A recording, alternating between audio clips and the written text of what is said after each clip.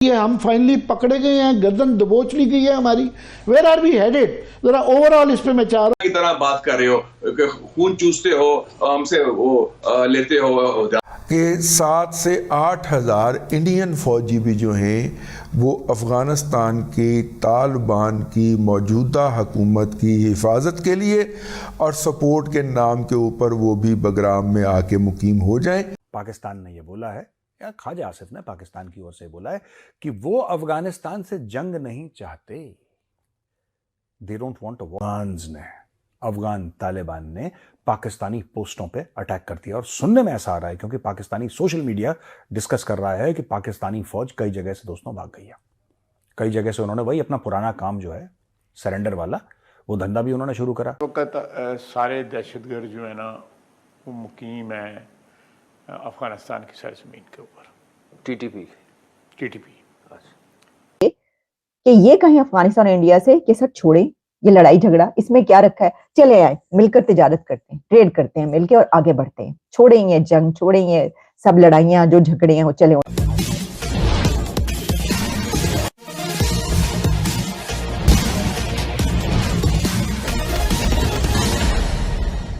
पाकिस्तान के बीच जो युद्ध जैसे हालात बने हुए हैं, इसी बीच एक खबर जिसमें यह बताया गया है कि भारतीय सेना के कमांडो अफगानिस्तान तालिबानियों के मदद के लिए पहुंच गए हैं। इससे पूरे पाकिस्तान में मातम छा गया है, हड़कंप मचा गया है।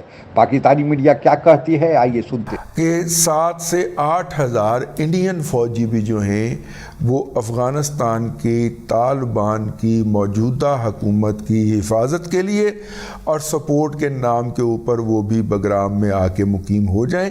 वैसे बगराम के अंदर और उसके इर्द गिर्द जो अमेरिकन ने अमारात वगैरह बनाई थी, जो ठिकाने बनाए थे, उनके अंदर 20,000 के करीब फ़ौजियों के शाहाना तरीके से रहने के इंतज़ामात मौजूद हैं। तो वहाँ पे जाके इंडियन दस्ते मुतय्यन हों, ये इस इलाके के अंदर बहुत बड़ी स्कीम का एक छोटा। अफगान तालिबान ने पाकिस्तानी पोस्टों पे अटैक कर दिया। और सुनने में ऐसा आ रहा है, क्योंकि पाकिस्तानी सोशल मीडिया डिस्कस कर रहा है कि पाकिस्तानी फौज कई जगह से दोस्तों भाग गई है।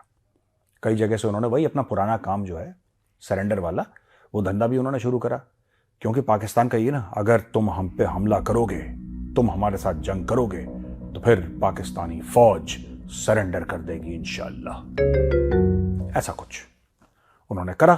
तो अब इनको पड़ रही है मार। अगर पाकिस्तान एयर अटैक करता इनके ऊपर, एयर स्ट्राइक्स करता इनके ऊपर, और वहां से जवाबी कार्रवाई नहीं होती, फिर पाकिस्तान और करता।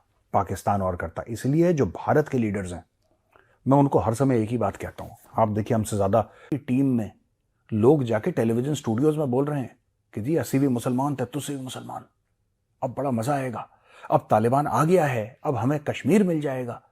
इनके मुंह से लार टपक रही थी। जैसी लार इनकी टपकी और जमीन तक नहीं गिरी, पहला अटैक तालिबान का। ये कंफ्यूज हो गए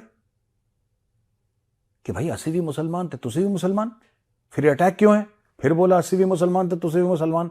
अब ये कह रहे हैं कि 80 थे मुसलमान थे, तुझसे शैतान। ये स्टोरी सुना रहे हैं तालिबान को कि अब तालिबान बुरे हैं। जो गुड तालिबान कि ये कहीं अफगानिस्तान और इंडिया से कि सर छोड़े ये लड़ाई झगड़ा, इसमें क्या रखा है, चले आए मिलकर तिजारत करते हैं, ट्रेड करते हैं मिलकर और आगे बढ़ते हैं, छोड़ेंगे जंग, छोड़ेंगे सब लड़ाइयां जो झगड़े हैं वो चले, उनको गोली मारे।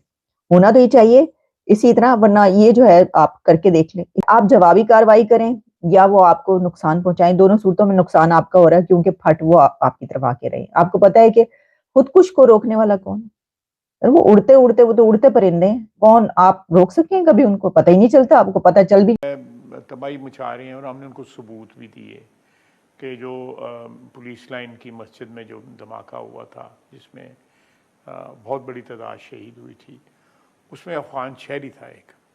और इनके जितनी अब वहाँ से तश्कीलें आ रही हैं, उनमें अफगान शहरी भी शामिल है। अच्छा।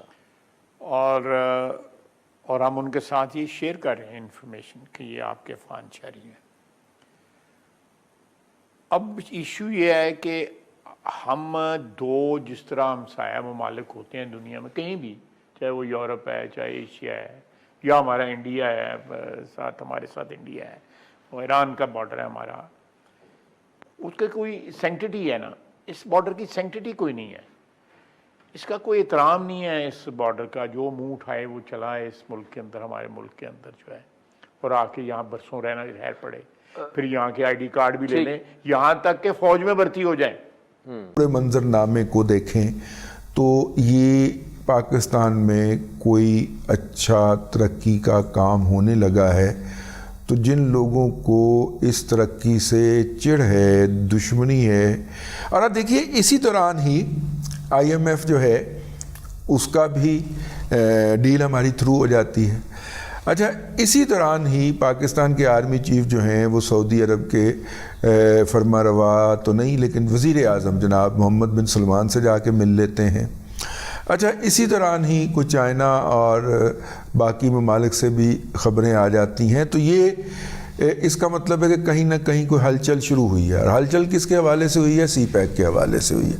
और CPEC के हवाले से कोई ना कोई हम काम करने लगे हैं तो आप हमारे दुश्मनों को इस अमर की दाद तो दें कि वो जाग रहे होते हैं और वो फौरी तौर पे एक्टिव हो जाते हैं और एक्टिव होके वो अपनी कार्रवाइयों का आगाज़ कर देते हैं। 17 में क्या हुआ हम जानते हैं क्या हुआ, लेकिन मैं इसलिए इस खबर का रेफरेंस दे रही हूँ ताकि ये ना कहा जाए कि ये खुद से खबरें बना लेते हैं। 2017 में DW की न्यूज है, भारत का ईरानी बंदरगाह के रास्ते अफगानिस्तान को गंदम का तोहफा।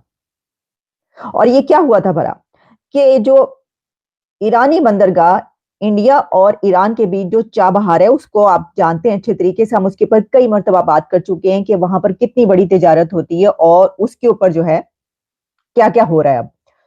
तो 2017 में इंडिया ने ईरान के चाबहार के रास्ते अफगानिस्तान को तोहफे के तौर पर गंदम की पहली खेप रवाना कर दी है। इस तरह भारत ने अपने हरीफ मुल्क पाकिस्तान के बजाय एक मुतबादिल तिजारत रूट का आगाज कर दिया है। उनको एक ऑल्टरनेट रूट मिल गया और उन्होंने चाबहार से वो वाली गंदम भेज दी जो आपने 2017 में रोकी थी। दरअसल पाकिस्तान इस समय डरा हुआ है क्योंकि अभी IMF के साथ पाकिस्तान का वार्ता चल रहा है कि IMF पाकिस्तान को कर्ज दे। 1.5 बिलियन जो पिछले का बकाया था वह तो पाकिस्तान को IMF देने के लिए राजी हो गया है, लेकिन पाकिस्तान को इस साल में ही $24 बिलियन के कर्ज की अदायगी करनी है। फिर 1.5 बिलियन से क्या होगा? इसीलिए पाकिस्तान चाहता है कि कम से कम $8 बिलियन पाकिस्तान को IMF दे दे। साथ ही पाकिस्तान चीन, सऊदी अरबिया और UAE से भी मदद मांग रहा है। पाकिस्तान में इन्वेस्टमेंट की बाट खोज रहा है ताकि पाकिस्तान में इन्वेस्टमेंट आए और पाकिस्तान की आर्थिक बदहाली कुछ दूर हो सके। लेकिन इसी बीच पाकिस्तान में जो ताबड़तोड़ हमले हो रहे हैं और ख़ासकर चीनी इंस्टॉलेशन जो ग्वादर पोर्ट है वहाँ पर उसके दफ्तर में घुसकर जो BLA और TTP ने कोहराम मचाया, इससे पाकिस्तान को लगता है कि पाकिस्तान विरोधी जितने भी देश हैं वह पाकिस्तान का भला होता नहीं देख पा रहे हैं। लेकिन पाकिस्तान के विरोधियों की कमी क्या है? पाकिस्तान के 4 पड़ोसी हैं जिसमें एक ईरान। अभी 1 महीने से कम समय ही हुआ कि ईरान के साथ पाकिस्तान में मिसाइल हमले हुए और जवाबी कार्रवाई भी हुई। वही हालत अब अफगानिस्तान के साथ बना हुआ है।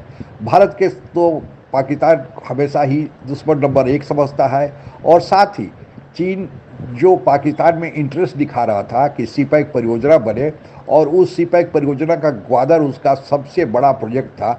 जब वही चीनी सुरक्षित नहीं है तो चीन अब आगे क्या पैसा लगाएगा? और अगर चीन को पाकिस्तान में कोई इंटरेस्ट नहीं रहा तो फिर पाकिस्तान का चौथा पड़ोसी चीन भी पाकिस्तान से छिटक गया।